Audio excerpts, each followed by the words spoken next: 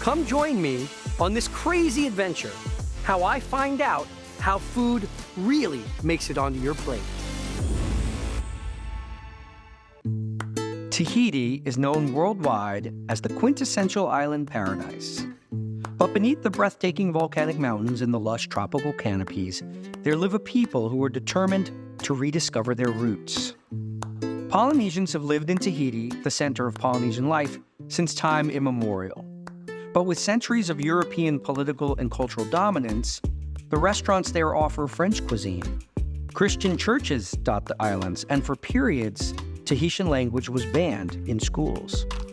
But over the past decades, there has been a revolution of attitudes, especially among younger Polynesians. Guided by wayfinders, the octopus people draw upon the wisdom of their seafaring ancestors and are uniting to restore the vitality of the land and reclaim their heritage through their food.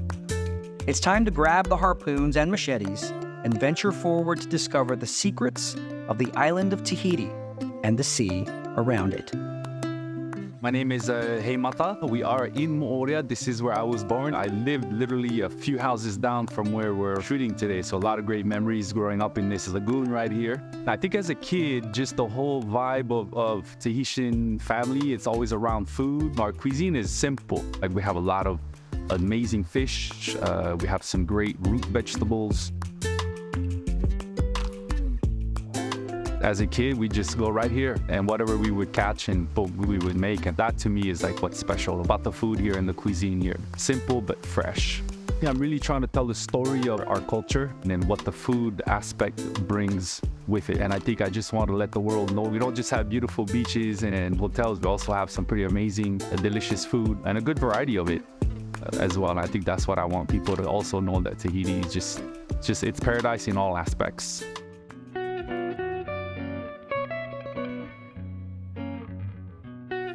Yorana. Thank you. I'm Nice to glad meet to you. be here. I've been waiting for this day. Yeah? I'm glad it's finally here. Me too. So our first dish over here, this is poisson cru. The original name is called Ia Ota, fish and coconut milk. Is this a spoon or a fork?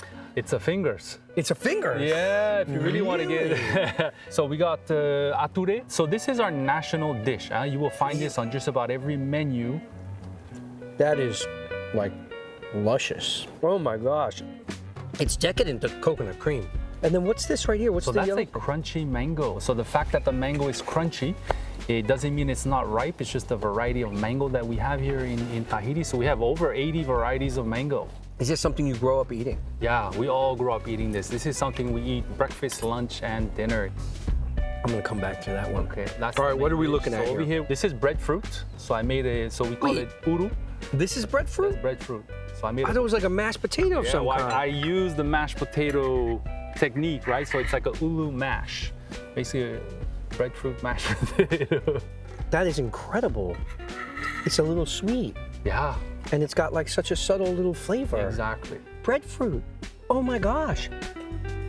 Some mahi-mahi fish. This is mahi, so I gotta get mahi-mahi. So you're gonna have to fish mahi-mahi, and Okay. it's a very unique way of catching the fish. Really? Here. So it's not just a rod and a reel? Not just a rod and reel. You chase it to where it gets tired enough, and then you harpoon it. So it's you're really This hunting. is not good. The fish. Yeah. We're gonna be having a lot of breadfruit this episode, I think. I heard you like challenges, so I figured I gotta think of a good challenge for you. Wow. That's why I figured. Oh, well, this is an mahi-mahi. adventure. I can't Oh, yeah, wait adventure to and a try. challenge. All right, so I'm gonna have to get some mahi-mahi on top of this Mahi-mahi. breadfruit. What's Yep. this over here? So this is star fruit. So I just did a little star fruit salsa to kind of freshen up the dish. And does this go with it? That goes with it. That's a vanilla. This looks, I can see the vanilla in vanilla there. coconut cream sauce. And I pour it on? Yeah. I'll put too much, but just enough to kind of give you a nice Right, little flavor there. Little flavor with the acidity of the of that and the crunchy of the bok choy. And oh, that's Baby bok choy. Yeah, baby bok. It's a wonderful dish. Thank you. Okay. Is this coconut? Yeah, so it's coconut cream. This is coconut cream as coconut well. cream. Yeah. So there's gonna be a lot of coconut so far. And then I gotta do vanilla. And you gotta do vanilla. Tahitian vanilla. Tahitian vanilla. Wow. Best in the world. The best in the world. I love it. All right, what is this? Po'e. Po'e. So po'e, it's almost like a fruit pudding. So this one is made with banana, arrowroot or tapioca flour. Got it.